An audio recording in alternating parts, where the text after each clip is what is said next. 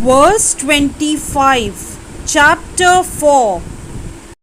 Daivamevapare yagyam yoginah paryupasate brahmagnavapare yagyam yagyenaivopajuhvati.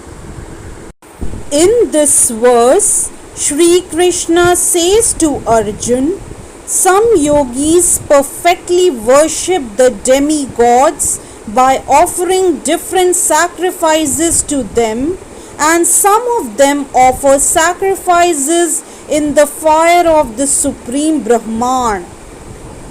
Elaborating on the above thought, a person engaged in discharging duties in Krishna consciousness is also called a perfect yogi or a first class mystic.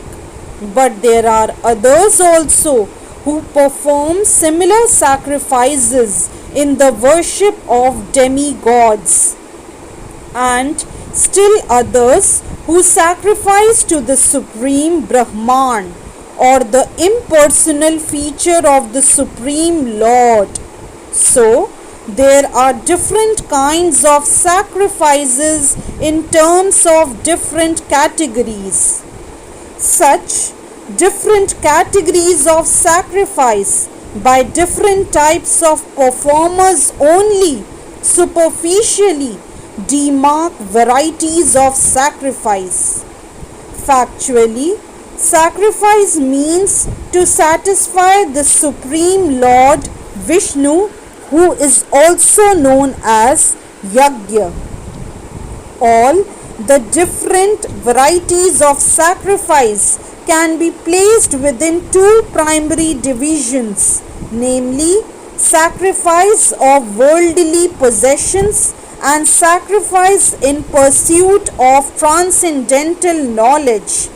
Those who are in Krishna consciousness sacrifice all material possessions for the satisfaction of the Supreme Lord, while others who want some temporary material happiness sacrifice their material possessions to satisfy demigods such as Indra, the sun god, etc.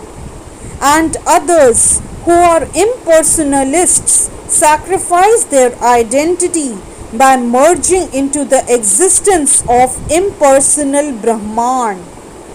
The demigods are powerful living entities appointed by the Supreme Lord for the maintenance and supervision of all material functions like the heating, watering, and lighting of the universe. Those who are interested in material benefits worship the demigods by various sacrifices according to the Vedic rituals. They are called Bhav Ishwarvadi or believers in many gods. But others who worship the impersonal feature of the absolute truth and regard the forms of the demigods as temporary sacrifice their individual selves in the supreme fire and thus end their individual existences by merging into the existence of the Supreme. Such impersonalists sacrifice their time in philosophical speculation to understand the transcendental nature of the Supreme. In other words, the fruitive workers sacrifice their material possessions for material enjoyment, whereas the impersonalist sacrifices his material designations with a view to merging into the existence of the Supreme. For the impersonalist, the fire altar of sacrifice is the Supreme Brahman, and the offering is the self-being consumed by the fire of Brahman.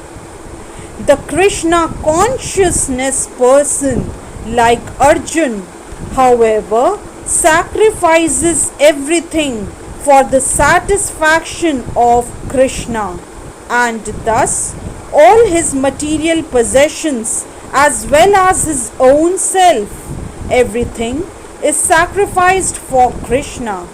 Thus, he is the first class yogi, but he does not lose his individual existence.